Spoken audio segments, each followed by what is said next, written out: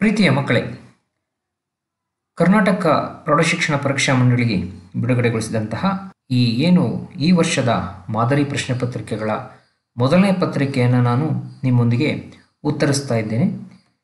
ಬಹು ಆಯ್ಕೆ ಪ್ರಶ್ನೆಗಳಲ್ಲಿ ಮೊದಲನೇದಾದಂಥದ್ದು ಅಂದರೆ 1 ಅಂಕದ ಪ್ರಶ್ನೆಗಳು. ಬಹು ಆಯ್ಕೆಯ ಪ್ರಶ್ನೆಗಳು 8 ಇರುತ್ತೆ. ಅದರಲ್ಲಿ ಮೊದಲನೇ ಪ್ರಶ್ನೆ ನಾನು ತೆಗೆದುಕೊಂಡಿದ್ದೇನೆ. If the pair of linear equation x plus 2y equals 3 and 2x plus 4y equals 4 or then the value of k ಅಂತ ಹೇಳಿ ಎರಡು ರೇಖಾತ್ಮಕ ಸಮೀಕರಣಗಳಿದೆ. ಎರಡು ಚರಾಕ್ಷರಗಳ ರೇಖಾತ್ಮಕ ಸಮೀಕರಣಗಳು ಒಂದನ್ನೊಂದು ಐಕ್ಯಗೊಳ್ಳುವಂತಹ ಸಮೀಕರಣಗಳನ್ನು ಕೊಟ್ಟಾಗ ಅಲ್ಲಿ 3 ರೀತಿಯಾದಂತಹ ಸಮೀಕರಣಗಳಿರುತ್ತೆ. ಒಂದು ಪರಸ್ಪರ ಛೇದಿಸುವಂಥದ್ದು, ಇನ್ನೊಂದು ಸಮಾಂತರವಾಗಿರುತ್ತದೆ, ಮೂರನೇದಾಗಿ ಒಂದಕ್ಕೊಂದು ಐಕ್ಯಗೊಳ್ಳುವಂತಹ ಸರಳ ರೇಖೆಗಳನ್ನು ನಾವು ನೋಡ್ತೇವೆ. ಅದನ್ನು ನಾವು ಗಮನದಲ್ಲಿಟ್ಕೊಂಡು ಈ ರೀತಿಯ ಲೆಕ್ಕಗಳನ್ನು ಬಿಡಿಸಬೇಕಾಗ್ತದೆ. ಇಲ್ಲಿ A1 ಮತ್ತು A2 ಎಕ್ಸ್ನ ಸಹಗುಣಕ A1 ಆಗಿರುತ್ತೆ. ಎರಡನೇ ಸಮೀಕರಣದ ಎಕ್ಸ್ನ ಸಹಗುಣಕ A2 ಆಗಿರುತ್ತೆ. ಅದೇ ರೀತಿ ವೈನ ಸಹಗುಣಕವನ್ನು ನಾವು B1 ಮತ್ತು B2 ಅಂತ ಹೇಳ್ತೀವಿ. ಹಾಗೆಯೇ ಕಾನ್ಸ್ಟೆಂಟ್ ಏನಿರುತ್ತೆ ಅದನ್ನು ಆದರ್ಶ ರೂಪಕ್ಕೆ ತೊಗೊಂಡು ಬರಬೇಕು. ಅಂದರೆ ಈಗ +3 ಅನ್ನೋದು ಸಮಚಿಹ್ನೆಯ ಬಲಭಾಗದಲ್ಲಿದೆ. ಆ 3ಅನ್ನು ನಾವು ಎಡಭಾಗಕ್ಕೆ ತಂದರೆ -3 ಆಗುತ್ತೆ. ಹಾಗೆಯೇ ಕೆ ಕೂಡ ನಾವು ಎಡಭಾಗಕ್ಕೆ ತೆಗೆದುಕೊಂಡ್ರೆ -k ಆಗುತ್ತೆ. ಸೊ LHSಗೆ ತೆಗೆದುಕೊಂಡು ಬಂದರೆ C1 ಅಂತ ಹೇಳಿದ್ರೆ ದ ಕಾನ್ಸ್ಟೆಂಟ್ ವ್ಯಾಲ್ಯೂಗಳು. ಅಂದರೆ ಮೇಲ್ಭಾಗದಲ್ಲಿ ಮೊದಲನೇ ಸಮೀಕರಣದ ಎಕ್ಸ್ನ ಸಹಗುಣಕ, ವೈನ ಸಹಗುಣಕ ಮತ್ತು ಕಾನ್ಸ್ಟೆಂಟು. ಎರಡನೇ ಸಮೀಕರಣದಲ್ಲಿ ಎಕ್ಸ್ನ ಸಹಗುಣಕ A2 ಅಂತ ಕರಿತೀವಿ, ಮತ್ತು B2 ಅನ್ನೋದು ವೈನ ಸಹಗುಣಕ ಮತ್ತು ಕಾನ್ಸ್ಟೆಂಟ್. ಇವುಗಳ ಅನುಪಾತಗಳನ್ನು ನಾವು ಬಳಸಿಕೊಂಡು ಈ ರೀತಿಯ ಸಮಸ್ಯೆಗಳನ್ನು ಬಿಡಿಸಬೇಕಾಗ್ತದೆ. ಇಲ್ಲಿ ಗಮನಿಸಬೇಕಾಗಿರುವಂಥ ಅಂಶ ಏನಪ್ಪ ಅಂತ ಹೇಳಿದ್ರೆ 3 ಕೂಡ ಪರಸ್ಪರ ಸಮನಾದ ಅನುಪಾತಗಳಾಗಿದೆ. ಯಾವಾಗ 3 ಸಮನಾಗಿರುತ್ತೆ ಅಂತ ಹೇಳಿದ್ರೆ ಒಂದನ್ನೊಂದು ಪರಸ್ಪರ ಐಕ್ಯಗೊಳ್ಳುವಂತಹ ನಕ್ಷೆಯನ್ನು ಒಳಗೊಂಡಿದ್ರೆ, ಕೋಯಿನ್ಸೈಡ್ ಆಗುವಂತಹ ಸರಳ ರೇಖೆಗಳನ್ನು ನಾವು ನೋಡಿದಾಗ ಈ ರೀತಿಯಾದಂತಹ ಸಮ ಅನುಪಾತಗಳನ್ನು ನಾವು ನೋಡ್ತೀವಿ. ಇಲ್ಲಿ ಕೊಟ್ಟಿರುವಂತಹ ಬೆಲೆಗಳನ್ನು ನಾವು ಆದೇಶ ಮಾಡೋಣ. ಅಂದರೆ ಇವಾಗ A1 ಅಂತ ಹೇಳಿದ್ರೆ 1, A2 ಅಂತ ಹೇಳಿದ್ರೆ 2 ಇದೆ, B1 2 ಮತ್ತು 4. ಹಾಗೆಯೇ ಕಾನ್ಸ್ಟೆಂಟ್ ನಾವು LHSಗೆ ತೆಗೆದುಕೊಂಡು ಬಂದಮೇಲೆ -3/-k. ಇಲ್ಲಿ ಇವುಗಳ ಅನುಪಾತವನ್ನು ನಾವು ಸಂಕ್ಷಿಪ್ತ ರೂಪಕ್ಕೆ ತೆಗೆದುಕೊಂಡು ಬರಬೇಕು. ಅಂದರೆ ಈಗ 1/2 ಅಂತ ಇದೆ, ಇಲ್ಲಿ 2/4 ಅಂತಿದೆ. ಸೊ ಇದನ್ನು ನಾವು 2 ಮತ್ತು 4ಅನ್ನು ಡಿವೈಡ್ ಮಾಡಿದ್ರೆ ಅಗೇನ್ 1/2 1/2 ಆಗುತ್ತೆ. ಇಲ್ಲಿ 3/k ಅಂತಿದೆ. ಈ 3ರಲ್ಲಿ ಯಾವುದಕ್ಕಾದರೂ ನಾವು ಸಮ ಮಾಡ್ಕೊಳ್ಳೋಣ. ಅಂದರೆ ಈ ಉದಾಹರಣೆಗೆ 1/2 = -3/k.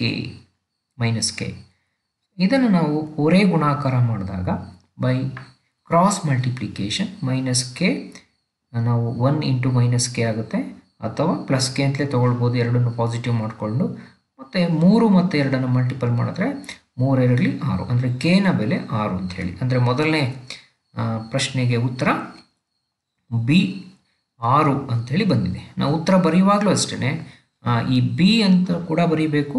ಅಂದರೆ ಆಲ್ಫಾ ನ್ಯೂಮರಿಕಲ್ ವ್ಯಾಲ್ಯೂ ಏನಿರುತ್ತೆ ಅದನ್ನು ಸೇರಿಸಿದಂತೆ ಉತ್ತರವನ್ನು ಬರೀಬೇಕಾಗ್ತದೆ. ಅಂದರೆ ಸಂಪೂರ್ಣವಾಗಿ B 6 ಅಂಥೇಳಿ ಬರೀಬೇಕಾಗ್ತದೆ. ಸೊ ಎರಡನೇ ಪ್ರಶ್ನೆಯನ್ನು ನಾವು ನೋಡ್ತಾ ಹೋಗೋಣ. ಇಲ್ಲಿ The nth term of an arithmetic progression is an equals 4n plus 5. Then the third term is. ಸಾಮಾನ್ಯವಾಗಿ ಒಂದು ಸಮಾಂತರ ಶ್ರೇಣಿಯ ಒಂದು ಪದವನ್ನು ಈ ರೀತಿಯಾಗಿ ಕೊಟ್ಟಿರ್ತಾರೆ. ಅದರಲ್ಲಿ ಎರಡನೇ ಪದ ಯಾವುದು, ಮೂರನೇ ಪದ ಯಾವುದು, ನಾಲ್ಕನೇ ಪದ ಯಾವುದು ಅಂತ ಹೇಳಿ ಕೇಳುವಂತಹ ಸಾಧ್ಯತೆ ಹೆಚ್ಚಾಗಿರುತ್ತೆ. ಇಲ್ಲಿ an equals 4n plus 5 ಅನ್ನೋದನ್ನು ನಾವು ಗಮನಿಸಬೇಕು. n ಅಂತ ಹೇಳಿದ್ರೆ ಆ ಟರ್ಮ್, ಯಾವ ಟರ್ಮ್ ನಮಗೆ ಬೇಕಾಗಿದೆ, ಎಷ್ಟನೇ ಪದ ಬೇಕಾಗಿದೆ ಅದನ್ನು ಸೂಚಿಸ್ತಾ ಇರುತ್ತೆ. ಇಲ್ಲಿ ನಮಗೆ ಮೂರನೇ ಪದದ ಬೆಲೆ ಎಷ್ಟು ಅಂತ ಕೇಳಿದ್ದಾರೆ. ಹಾಗಾಗಿ ಎನ್ನ ಜಾಗದಲ್ಲಿ, ಅಂದರೆ an equals 4n plus 5 ಅಂತ ಬರ್ಕೊಳ್ಳೋಣ.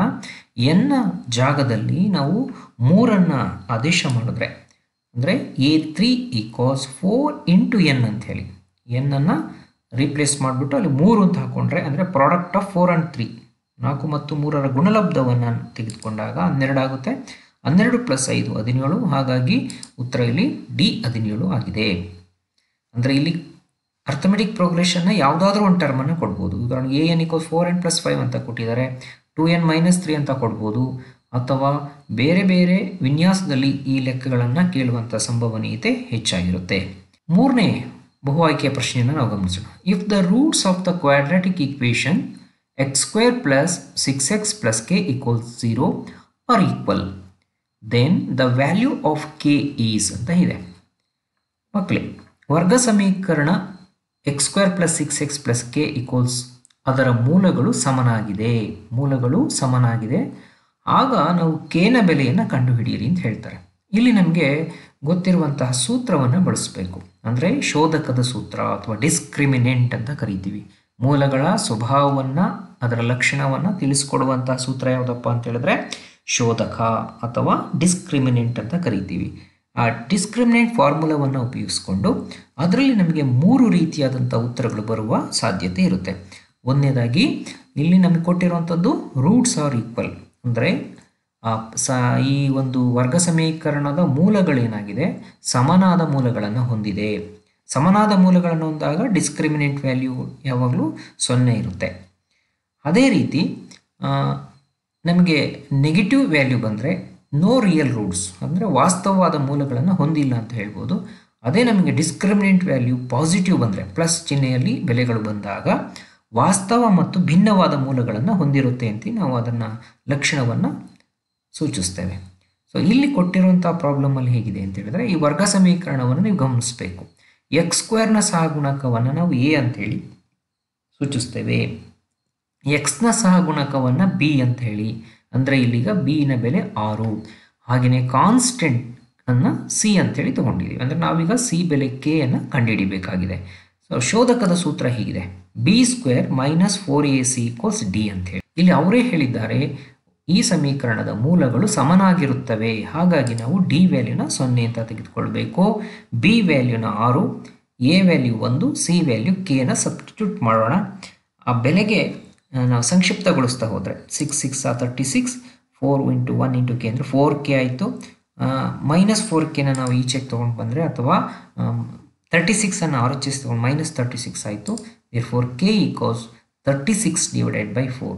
ಎರಡೂ ಕಡೆ ನೆಗೆಟಿವ್ ಇರೋದ್ರಿಂದ ನಾವು ಪಾಸಿಟಿವ್ ಆಗಿ ಕನ್ವರ್ಟ್ ಮಾಡ್ಕೊಳ್ಳೋಣ. 36/4 therefore k ಈಕ್ವಲ್ಸ್ 9 ಅಂತ ಹೇಳಿ, ಪಾಸಿಟಿವ್ 9 ಪ್ಲಸ್ 9.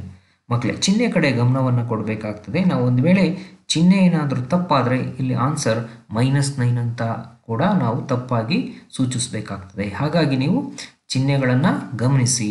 ಶೋಧಕದ ಸೂತ್ರ b² minus 4ac equals d ಅನ್ನೋದು ಬಹಳ ಮುಖ್ಯವಾಗಿ ಗಮನಿಸಬೇಕು. ಇದರಲ್ಲಿ 3 ರೀತಿಯಾದಂತಹ ಸೊಲ್ಯೂಷನ್ಸ್ಗಳನ್ನು ನಾವು ನೋಡ್ತೀವಿ. ಸೊ ಡಿಸ್ಕ್ರಿಮಿನೆಂಟ್ ಅಥವಾ ಶೋಧಕ ಡಿ ನ ಬೆಲೆ 0 ಬಂದರೆ ಆ ಮೂಲಗಳು ಸಮನಾಗಿರುತ್ತವೆ. ಆ ಡಿಸ್ಕ್ರಿಮಿನೆಂಟ್ ವ್ಯಾಲ್ಯೂ ಪಾಸಿಟಿವ್ ಬಂದರೆ ಪ್ಲಸ್ ಚಿಹ್ನೆಯಲ್ಲಿ ಬಂದಾಗ, ಸಾಮಾನ್ಯವಾಗಿ ಸಿ ನ ಬೆಲೆ ಮೈನಸ್ ಇದ್ದಾಗ ಆಲ್ವೇಸ್ ಅದು ಪಾಸಿಟಿವ್ ಆಗಿ ಕೊಡ್ತಾ ಇರುತ್ತೆ. ಅದನ್ನು ನೀವು ಗಮನಿಸ್ಕೊಂಡಿರ್ತೀರ ಬೇರೆ ಬೇರೆ ಉದಾಹರಣೆಗಳಲ್ಲಿ. ಸೊ ಇಲ್ಲಿ ನಾವು ಕೆ ಅನ್ನು ಫೈಂಡ್ ಔಟ್ ಮಾಡಬೇಕಾಗಿದೆ ಅಂತ ಹೇಳಿದಾಗ ನಾವು ಡಿಸ್ಕ್ರಿಮಿನೆಂಟ್ ವ್ಯಾಲ್ಯೂ 0 ಅಂತ ತಗೊಳ್ಬೇಕು, ರೂಟ್ಸ್ ಆರ್ ಈಕ್ವಲ್ ಇರೋದ್ರಿಂದ. ಸೊ ಉತ್ತರ ಎ ಮತ್ತು 9 ಅಂತ ಹೇಳಿ ಬರೀತೇವೆ. ಅಂದರೆ ಇಲ್ಲಿ ಏನು ಕೂಡ ಬರೀಬೇಕು, 9 ಅಂತ ಕೂಡ ನಾವು ಉತ್ತರ ಪತ್ರಿಕೆಯಲ್ಲಿ ಬರೀಬೇಕಾಗ್ತದೆ, ಅದನ್ನು ಗಮನಿಸಿ. ನಂತರ the value of sine 60 degree into cos 30 degree is ಅಂತ ಇದೆ. ಅಂದರೆ ಸೈನ್ 60 ಡಿಗ್ರಿ ಮತ್ತು ಕಾಸ್ 30 ಡಿಗ್ರಿನ ಗುಣಲಬ್ಧದ ಬೆಲೆ ಎಷ್ಟು ಅಂತ ಹೇಳಿ. ಮಕ್ಕಳು, ಈ ಟ್ರಿಗ್ನೋಮೆಟ್ರಿಕ್ ವ್ಯಾಲ್ಯೂಗಳು ಅಂದರೆ ಕೆಲವು ಕೋನಗಳಿದೆ. ಸೊ ಈ ಕೋನಗಳ ಬೆಲೆಗಳನ್ನು ನಾವು ಮೊದಲೇ ಕೋಷ್ಟಕವನ್ನು ತಿಳ್ಕೊಂಡಿರಬೇಕು. ಈಗಾಗಲೇ ಪ್ರಾಕ್ಟೀಸ್ ಮಾಡಿರ್ತೀರ, ಮತ್ತೊಮ್ಮೆ ನೀವು ಗಮನಿಸ್ಕೊಳ್ಳಿ. ಈಗ ಸೈನ್ ಥೀಟಾವನ್ನು ತೆಗೆದುಕೊಂಡ್ರೆ 0 to 1 ಅಂತ ಬರ್ಕೊಳ್ಳಿ. ಅಂದರೆ 0 ಡಿಗ್ರಿಗೆ 0, 90 ಡಿಗ್ರಿಗೆ 1 ಅಂತ ಬರ್ಕೊಳ್ಳಿ. ನಂತರ 30 ಡಿಗ್ರಿಗೆ 1/2, 45 ಡಿಗ್ರಿ 1/√2, 60 ಡಿಗ್ರಿಗೆ √3/2 ಅಂತ ನಿಮ್ಗೆ ಗೊತ್ತಿದೆ. ಇದೊಂದನ್ನು ಕರೆಕ್ಟಾಗಿ ನೀವು ಬರ್ಕೊಳ್ಳೋದಾದರೆ ಇದರ ವಿರುದ್ಧವಾಗಿ ಬರ್ಕೊಳ್ತಾ ಹೋಗೋದು. ಅಂದರೆ ಈ 1ಅನ್ನು ಕಾಸ್ 0 ಡಿಗ್ರಿಗೆ ಹಾಕುವಂಥದ್ದು, √3/2ನ 30 ಡಿಗ್ರಿ ಕಾಸ್ 30 ಡಿಗ್ರಿಗೆ ಹಾಕುವಂಥದ್ದು. 45 ಡಿಗ್ರಿ ಯಾವುದೇ ಬದಲಾವಣೆಗಳಾಗೋದಿಲ್ಲ ಮಧ್ಯದಲ್ಲಿರೋದ್ರಿಂದ. ಅರ್ಧ ಅಂತ ಹೇಳಿದ್ರೆ ಸೈನ್ 30 ಡಿಗ್ರಿಗೆ ಆಫ್ ಆದಮೇಲೆ ಕಾಸ್ 60 ಡಿಗ್ರಿ ಕೂಡ ಅರ್ಧ ಆಗುತ್ತೆ. ನಂತರ 90 ಡಿಗ್ರಿಗೆ 0 ಅಂತ ತೆಗೆದುಕೊಳ್ತೀವಿ. ಅಂದರೆ ರಿವರ್ಸ್ ಆರ್ಡರಲ್ಲಿ ಬರೀತಾ ಹೋಗ್ತೀರಾ. ನಂತರ sine A by cos A ಅಂತ ಹೇಳಿದ್ರೆ ನಮಗೆ ಟ್ಯಾನ್ ಎ ಅಂತ ಗೊತ್ತಿದೆ. ಹಾಗಾಗಿ 0/1 0, 1/2 ಡಿವೈಡೆಡ್ ಬೈ √3/2 ಅಂತ ಹೇಳಿದ್ರೆ ನಮಗೆ 2 ಕ್ಯಾನ್ಸಲ್ ಆಗಿ 1/√3 ಉಳ್ಕೊಳ್ಳುತ್ತೆ. ಇವೆರಡೂ ಬೆಲೆ ಒಂದೇ ಆಗಿರೋದ್ರಿಂದ ಇವೆರಡನ್ನು ಡಿವೈಡ್ ಮಾಡಿದ್ರೆ 1 ಬರುತ್ತೆ. √3 ನ್ಯೂಮರೇಟ್ರಲ್ಲಿದೆ, ಇಲ್ಲಿ ನ್ಯೂಮರೇಟರ್ 1 ಇದೆ, 2 ಕ್ಯಾನ್ಸಲ್ ಆಗಿಬಿಟ್ಟು ನಮಗೆ √3 ಬರುತ್ತೆ. ಸೊ 1/0 ಅಂದರೆ 0 ನಾವು ಏನೇ ಡಿವೈಡ್ ಮಾಡಿದ್ರು ಅದನ್ನು ನಾವು ವ್ಯಕ್ತಪಡಿಸಲಾದಂತಹ ಸಂಖ್ಯೆ, ಹಾಗಾಗಿ ನಾಟ್ ಡಿಫೈನ್ ಅಂತ ಹೇಳಿ ಕರೀತೇವೆ. ಸೊ ಈ ಕೋಷ್ಟಕವನ್ನು ನೀವು ಹೆಚ್ಚು ಪ್ರಾಕ್ಟೀಸ್ ಮಾಡಿರಿ. ಒಂದು 2-3 ಬಾರಿ ಪ್ರಾಕ್ಟೀಸ್ ಮಾಡಿ ಬರೆದ್ರೆ ಖಂಡಿತವಾಗ್ಲೂ ನಿಮಗೆ ಈ ಕೋಷ್ಟಕದ ಮೇಲೆ ಒಂದು ಹಿಡಿತಾ ಬರುತ್ತೆ. ಎಕ್ಸಾಮ್ನಲ್ಲಿ ಕೂಡ ನೀವು ಸಿಂಪಲ್ಲಾಗಿ ಶಾರ್ಟ್ ಫಾರ್ಮಲ್ಲಿ ಇದನ್ನು ಬರ್ಕೊಂಡು ಈ ರೀತಿಯ ಪ್ರಶ್ನೆ ಬರುವಂಥ ಸಾಧ್ಯತೆ ಹೆಚ್ಚಾಗಿರುತ್ತೆ. ಅದನ್ನು ನೀವು ಸಬ್ಸ್ಟಿಟ್ಯೂಟ್ ಮಾಡಿ ವ್ಯಾಲ್ಯೂಗಳನ್ನು ಕಂಡುಹಿಡಿಬೋದು. ಉದಾಹರಣೆಗೆ sin 60 ಅಂತ ಇದೆ. sin 60 ಅಂತ ಹೇಳಿದ್ರೆ 60 ಡಿಗ್ರಿಗೆ ನಮಗೆ √3/2 ಅಂತ ಗೊತ್ತಿದೆ. ಅದೇ ರೀತಿ cos 30 = √3/2. ಬೈ ಪ್ರಾಡಕ್ಟ್ √3 ಅಂದರೆ ನಮಗೆ 3 ಅಂತ ಬರುತ್ತೆ. 2 2s 4 ಅಂದರೆ 3/4 ಇಸ್ ದ ಆನ್ಸರ್. ಅಂದರೆ C 3/4 ಉತ್ತರವನ್ನು ಬರೆಯಬೇಕಾಗ್ತದೆ.